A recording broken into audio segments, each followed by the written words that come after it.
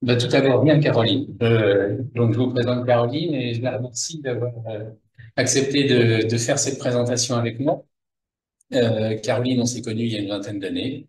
Euh, je pense que c'est parmi les patients, voire la patiente qui m'a le plus appris sur la fatigue. Je dis ça parce que vous allez voir chez Caroline, le symptôme de son PTI, c'était la fatigue et pas n'importe quelle fatigue, alors qu'elle n'avait pas de syndrome hémorragique. Caroline, tu te présentes sur le plan professionnel, personnel, tu commences par où tu veux, parce qu'en plus, nos carrières professionnelles se sont croisées. Alors,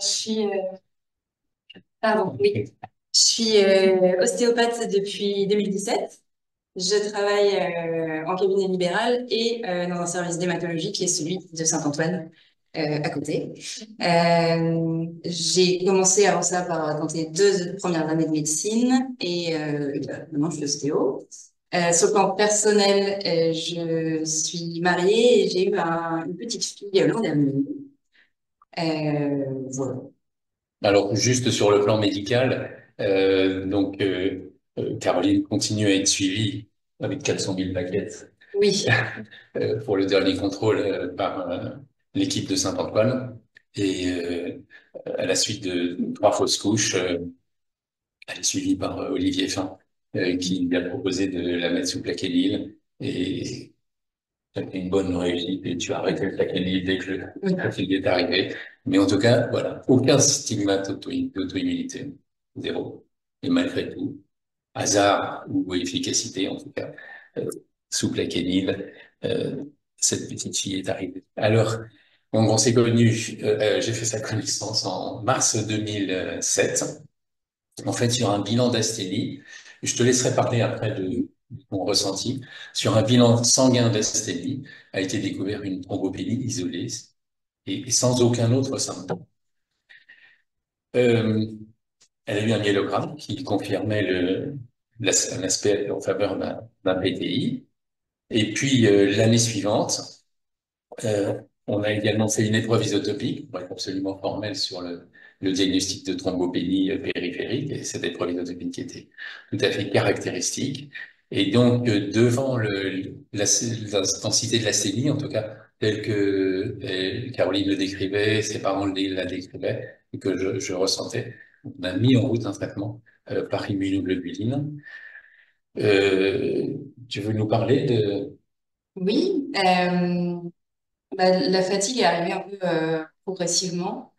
Euh, j'ai été au lycée à ce moment-là et en fait, j'ai dû aménager mon temps de pause. Donc, c'est-à-dire mes pauses déj, je rentrais à la maison, je dormais. Et le soir, je rentrais du lycée, je dormais. Mes parents me confortaient aussi dans l'idée qu'il fallait privilégier le repos aux études, donc ça allait, mais c'est vrai qu'il y avait toute une logistique aussi familiale tout autour de ça pour m'aider à me reposer au mieux. Mais c'était vraiment écrasant, quoi. Je pouvais pas lutter contre ça. C'était une fatigue que j'avais jamais connue avant. Et tu viens de citer un terme, on a discuté un petit peu avant de faire cette présentation, et le terme d'écrasant m'a marqué dans ce que tu as dit. Tu as eu des parents très tolérants parce que ta mère est enseignante, ton père est ingénieur, et ils étaient prêts à considérer que Caroline, malgré ses capacités intellectuelles, ben, fallait privilégier la vie aux études, quoi. Moi, je n'étais pas tout à fait d'accord.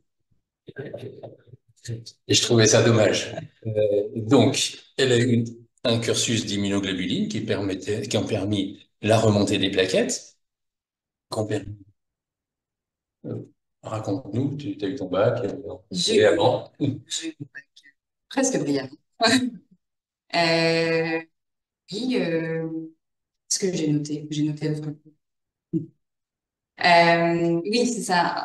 J'ai eu mon bac et après le bac, donc, je voulais me lancer en études de médecine. Ouais. Alors, Euh, auparavant, on a arrêté les immunoglobulines, elle avait son bac, c'était l'objectif.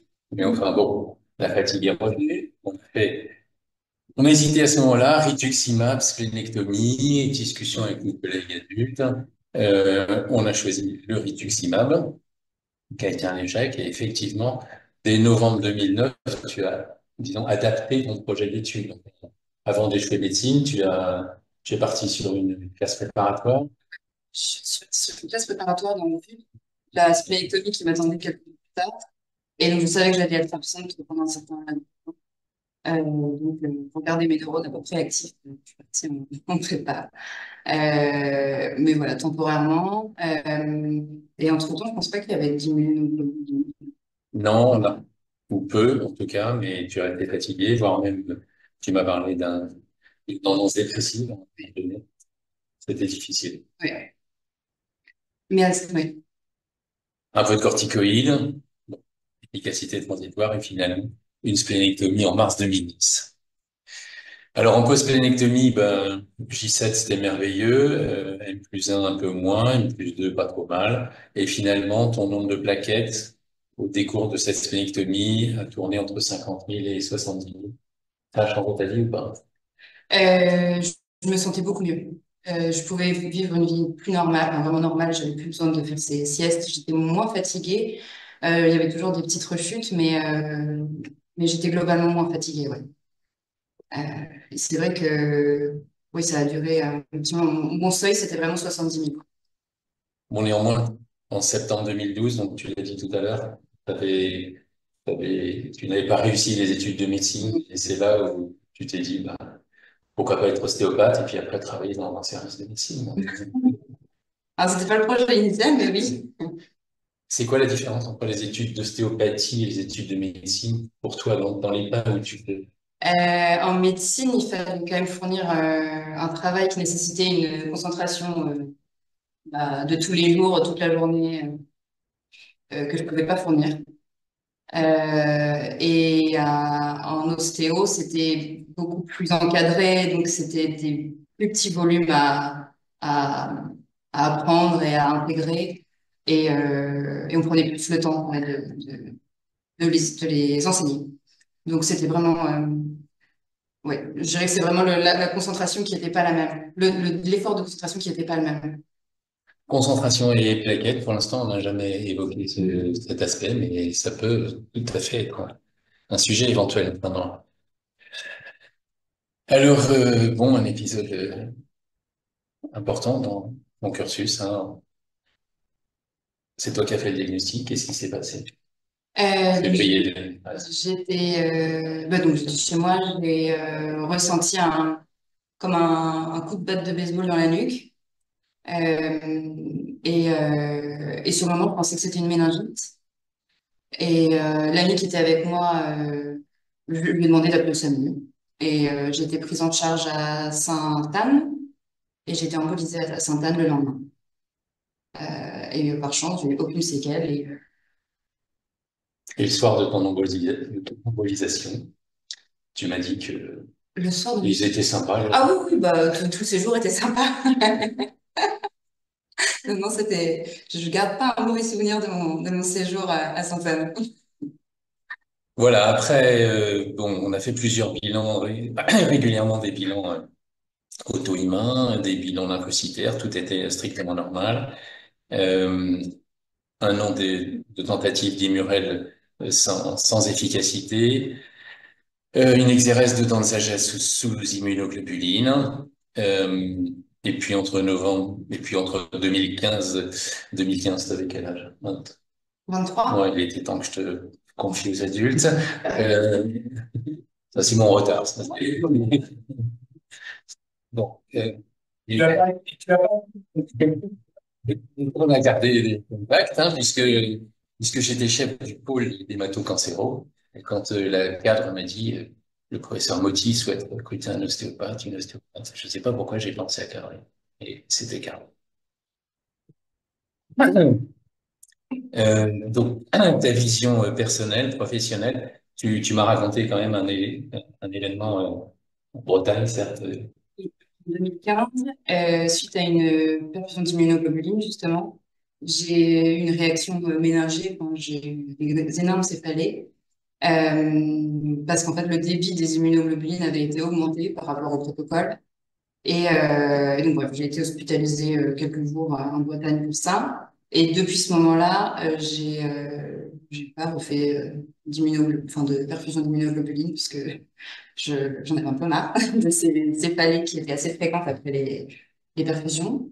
Et ce qui fait qu'après, quand mes plaquettes descendaient, donc j'avais une insuffisance à peu près à 70 000, et quand elle descendait autour de 20-30 000, le professeur Frein donc, me prescrivait une corticothérapie sur quelques jours, et ça a aidé. Bon, un petit Covid en plus. Oui, voilà, Covid. Comme ça. Ouais. Ben, après, si, après le Covid, j'ai fait un Covid en 2021 et quelques semaines après, j'ai eu ma première manifestation de PTJ que j'avais jamais eu avant. Bon, j'avais tout un truc des plaquettes à 10 000 et tout, mais c'était la première fois que j'avais des PTJ.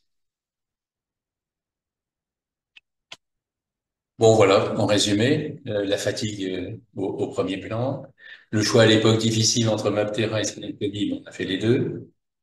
Une efficacité partielle de la splénectomie sur la libération plaquettaire, mais également, enfin, en tout cas sur la sténie, donc tu avais 50-70 000, comme tu l'as dit.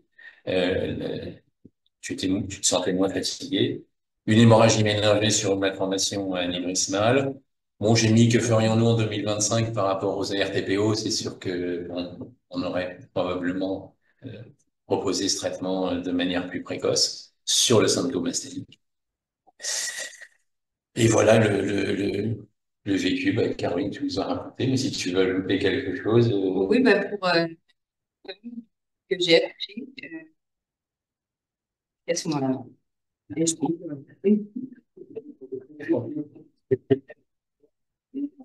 ah, je suis fatiguée ou pas? Justement, la question était, est-ce que vous êtes fatigué? Et je pense que, comme tu l'as dit, la fatigue, c'est autrement. C'est-à-dire que cette fatigue du PTI, enfin, Je sais pas comment l'expliquer. Honnêtement, c'est quelque chose, vraiment le terme le plus proche que je trouve, c'est vraiment que ça écrase, qu'on ne peut pas lutter contre.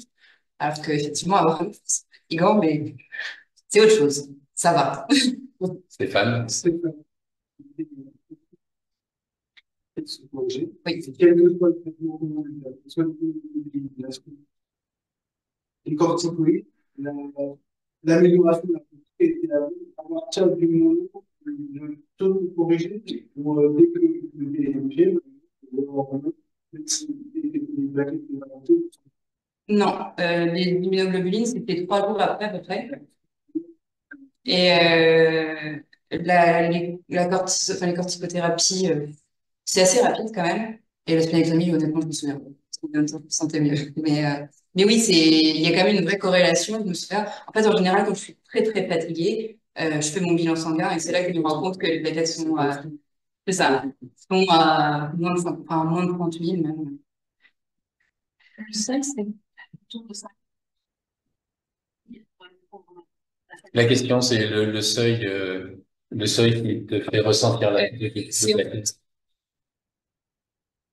Oui, parce qu'à la phase initiale du diagnostic, j'ai repris le chiffre de 30 000, mais ça n'avait jamais été un chiffre inquiétant, enfin, comme on voit même chez beaucoup de patients, à moins de 10 000. Et c'est pour ça qu'à l'époque, il n'y avait pas le NGS thrombopénie constitutionnel, mais myélogramme, épreuve isotopique, pour être absolument certain qu'il s'agissait bien d'un... Et puis la notion d'une fatigue récente, quoi, et qui s'accentuait, comme tu l'as dit. Tu as ajouté quelque chose? Non, c'est Et bon. en tout cas, je te remercie parce que j'avais déjà présenté ton option sans toi. C'est beaucoup mieux avec toi. Merci.